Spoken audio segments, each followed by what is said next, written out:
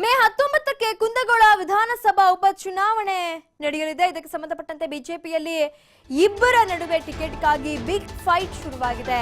ಮಾಜಿ ಶಾಸಕ ಎಸ್ಐ ಚಿಕ್ಕನಗೌಡ್ರ ಮತ್ತು ಎಂಆರ್ ಪಾಟೀಲ್ ನಡುವೆ ತೀವ್ರ ಪೈಪೋಟಿ ಶುರುವಾಗಿದೆ.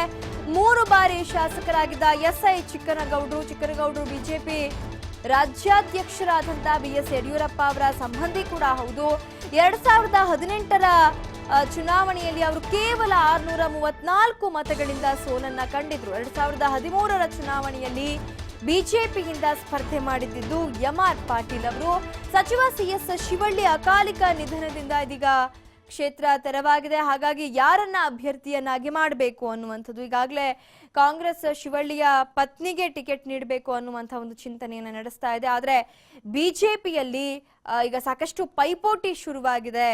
ಯಾರಿಗೆ ಟಿಕೆಟ್ ನೀಡುತ್ತೆ ಹೈಕಮಾಂಡ್, ಯಾರ ಕಡೆ ಒಲವನ್ನ ವ್ಯಕ್ತಪಡಿಸುತ್ತೆ ಅನ್ನುವಂಥದ್ದನ್ನ ಕಾದು ನೋಡಬೇಕಿದೆ.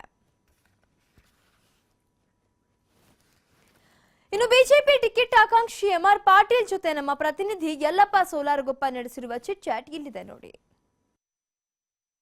ಕುಂದಗೋಳ ವಿಧಾನಸಭಾ ಕ್ಷೇತ್ರ ಅಕಾಲಿಕ ಏನು ಸಚಿವರಾಗಿದ್ದಂತಹ ಸಿಎಸ್ ಶಿವಳ್ಳಿ ಅವರ ಒಂದು ಅಕಾಲಿಕ ಮರಣದಿಂದಾಗಿ ತೆರವಾಗಿತ್ತು. ಈ ಒಂದು ಹಿನ್ನೆಲೆಯಲ್ಲಿ ಮೇ 19ಕ್ಕೆ ಮುಹೂರ್ತ ಫಿಕ್ಸ್ ಆಗಿದೆ. ಈ ಒಂದು ಇದರಲ್ಲಿ ಈಗಾಗಲೇ ಅಂತಂದ್ರೆ ಇಬ್ಬರು ಅಭ್ಯರ್ಥಿಗಳು, ಒಂದು ಬಿಜೆಪಿ ಅಭ್ಯರ್ಥಿಗಳು ಒಂದು ಟಿಕೆಟ್ಗಾಗಿ ಪೈಪೋಟಿ ನಡೆದಿದೆ. ಅಂದ್ರೆ ಮಾಜಿ ಶಾಸಕರಾದಂತಹ ಎಸ್ಐ ಚಿಕ್ಕನಗೌಡರ್ ಮತ್ತು 2013ರಲ್ಲಿ ಇದೇ ಕ್ಷೇತ್ರದಲ್ಲಿ ಬಿಜೆಪಿಯಿಂದ ಸ್ಪರ್ಧೆ ಮಾಡಿದಂತಹ ಎಂಆರ್ ಪಾಟೀಲ್ ಅವರು. ಈಗ ನಮ್ಮ ಜೊತೆ ಎಂಆರ್ ಪಾಟೀಲ್ ಅವರು ನಮ್ಮ ಜೊತೆ ಇದ್ದಾರೆ. ಸರ್, 2 ಟಿಕೆಟ್ ಅಂತೂ ಚುನಾವಣೆ ಅನೌನ್ಸ್ ಆಗಿದೆ. ಮುಂದಿನ ನಡೆ ಏನು ಸರ್? ಮುಂದಿನ ನಡೆ ಅಂದರೆ ನಾನು ನಮ್ಮ ನಾಯಕರಲ್ಲಿ ವಿನಂತಿ ಮಾಡ್ಕೊಳ್ಳೋದು, ಗ್ರೌಂಡ್ ರಿಪೋರ್ಟ್ ತೊಗೊಂಡು ಟಿಕೆಟ್ ಕೊಡಬೇಕು. ಯಾಕಂದರೆ ಟಿಕೆಟ್ ತೊಗೊಂಡು ಮಾತ್ರ ಗೆದ್ದಂಗೆ ಆಗೋದಿಲ್ಲ. ಅಲ್ಲಿ ಕಾರ್ಯಕರ್ತರ ಭಾವನೆ, ಜನರ ಭಾವನೆ ತೊಗೊಂಡು ಗೆಲ್ಲುವ ಅಭ್ಯರ್ಥಿಗೆ ಟಿಕೆಟ್ ಕೊಡಬೇಕು.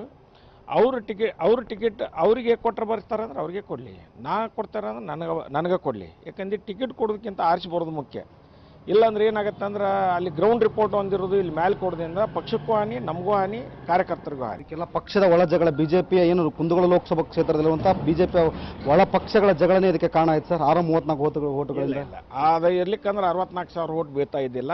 ಅವರು ಈಗ ಅವ್ರು ನಿಧನರಾಗ್ಯಾರ ಅಂದ್ರೆ ಪಾಪ ನಾವು ಅನ್ನೋದು ಬೇಡ. ಅವಾಗ ಅವರು ಜಾಸ್ತಿ ಹಣಬಲದಿಂದ ಸ್ವಲ್ಪ ವ್ಯತಿರಿಕ್ತ ಪರಿಣಾಮ ಬಂದತ್ತೆ ಅನ್ನೋದು ಇದು ಗ್ರೌಂಡ್ ರಿಪೋರ್ಟ್. ನೀವು ಹೋಗಿ ಕೇಳ್ಕೋಬೋದು. ಕಾರ್ಯಕರ್ತರನ್ನ ಅಣತಮ್ಮರ್ಗತೆ ಕಂಡು ಪಕ್ಷವನ್ನು ಬೆಳೆಸಿದಂಥ ಹೆಮ್ಮೆ ನನಗೈತಿ. ಅದನ್ನೆಲ್ಲ ಮೂಲ ಇಟ್ಕೊಂಡು ನಾನು ಟಿಕೆಟ್ ಕೇಳ್ತೇನೆ.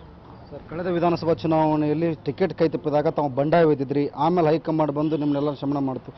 ಈ ಬಾರಿ ಏನು ಮಾಡ್ತೀರಿ ಸರ್? ಇಲ್ಲ, ಈ ಸಲ ಅದನ್ನ ಹೇಳ್ತೇನೆ ನಾನು. ಹೋದ ಸಲ ನಮ್ಮ ಟಿಕೆಟ್ ತಪ್ಪಿಸಿದ್ರಿ, ಈ ಸಲ ಕೊಡ್ರಿ ಸರ್ ಅಂತ ಕೇಳ್ತೀವಿ ನಮ್ಮ ಹೈಕಮಾಂಡ್ಗೆ. ಒಂದು ವೇಳೆ ಎಂಆರ್ ಪಾಟೀಲ್ ಟಿಕೆಟ್ ಕೈ ತಪ್ಪಿದ್ರೆ ಮುಂದಿನ ನಡೆ ಏನು? ಇಲ್ಲ, ಈಗ ಯಾಕದು ಇನ್ನೂ ಮುಂದಿದೆ. ಅವಾಗ ಎಲ್ಲರೂ ಕೂಡಿ ಮಾತಾಡ್ಕೊತೀವಿ. ಆದ್ರೆ ನಾವು ಯಾವಾಗಿದ್ರೂ ಪಕ್ಷದ ಶಿಸ್ತಿನ ಸಿಪಾಯಿ. ಅದರ ಪಕ್ಷದ ಅವ್ರಿಗೂ ಗೊತ್ತದ ನಮ್ಮ ಬಗ್ಗೆ, ನಾವು ಯಾವ ರೀತಿ ನಡಾವಳಿ ಐತಿ, ನಮ್ಮ ಈ ಪಕ್ಷಕ್ಕೆ ನಮ್ಮ ಶ್ರಮ ಏನೈತೆ ಅನ್ನೋದು ಎಲ್ಲ ನಾಯಕರಿಗೂ ಗೊತ್ತದ. ಅದನ್ನೆಲ್ಲ ಕನ್ಸಿಡರ್ ಮಾಡಿ ನನಗೆ ಟಿಕೆಟ್ ಕೊಡ್ತಾರೆ ಅನ್ನೋ ಭರವಸೆ ನನಗಿದೆ.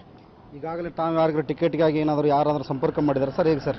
ಇಲ್ಲ, ಮಾಡಿಲ್ಲ. ಯಾಕಂದ್ರೆ ನಿನ್ನೆ ಅನೌನ್ಸ್ ಆಗಿದೆ. ಮತ್ತು ಈಗ MP ಚುನಾವಣೆ ಇರೋದರಿಂದ ನಾವೆಲ್ಲ ಅದರೊಳಗೆ ಬಿಜಿ ಇದ್ದೇವೆ. ಫಸ್ಟ್ MP ಚುನಾವಣೆ ಮುಗಿಸಿದ ಮ್ಯಾಗ ನಾವೆಲ್ಲರೂ, ಯಾಕಂದ್ರೆ ಅದು ಭಾಳ ಮುಖ್ಯ ಅದ. ದೇಶದೊಳಗೆ ಪ್ರಧಾನಮಂತ್ರಿ ನರೇಂದ್ರ ಮೋದಿ ಮತ್ತೊಮ್ಮೆ ಆಗ್ಬೇಕಂದ್ರೆ ನಾವೀಗ ಫಸ್ಟ್ ಕೆಲಸ ಮಾಡೋದಂದ್ರೆ ಈಗ MP ಚುನಾವಣೆ ಇದು ಮುಗಿದ ಮ್ಯಾಗ ಎಲ್ಲರೂ ಕೂಡಿ ನಾವು ಒತ್ತಡವನ್ನು ತರ್ತೇವೆ. 23 ಆದ್ಮೇಲೆ 24ಕ್ಕೆ ಒತ್ತಡವನ್ನು ತರ್ತೇವೆ ನಾವು. Yes sir. ಕಳೆದ ಚುನಾವಣೆಯಲ್ಲಿ ಕೇವಲ 634 ಅಂತರಗಳಿಂದ ಕುಂದಗೋಳ ಕ್ಷೇತ್ರದಲ್ಲಿ ಬಿಜೆಪಿ ಸೋಲುಂಡಿತ್ತು. ಆದರೆ ಈ ಬಾರಿ ಯಾರಾಗ್ತಾರೆ ಅಭ್ಯರ್ಥಿ, ಅಂದರೆ ಬಿಜೆಪಿ ಅಭ್ಯರ್ಥಿ ಕುಂದಗೋಳ ಕ್ಷೇತ್ರದಲ್ಲಿ ಯಾರಾಗ್ತಾರೆ, ಹೈಕಮಾಂಡ್ ಯಾರಿಗೆ ಮಣೆ ಹಾಕುತ್ತೆ ಅನ್ನೋದು ಕಾದು ನೋಡಬೇಕಾಗಿದೆ. ಕ್ಯಾಮ್ರಾ ಪರ್ಸನ್ ಲೋಹಿತ್ ಜೊತೆ ಯಲ್ಲಪ್ಪ ಸೋಲಾರಗೊಪ್ಪ, TV5 ಹುಬ್ಬಳ್ಳಿ.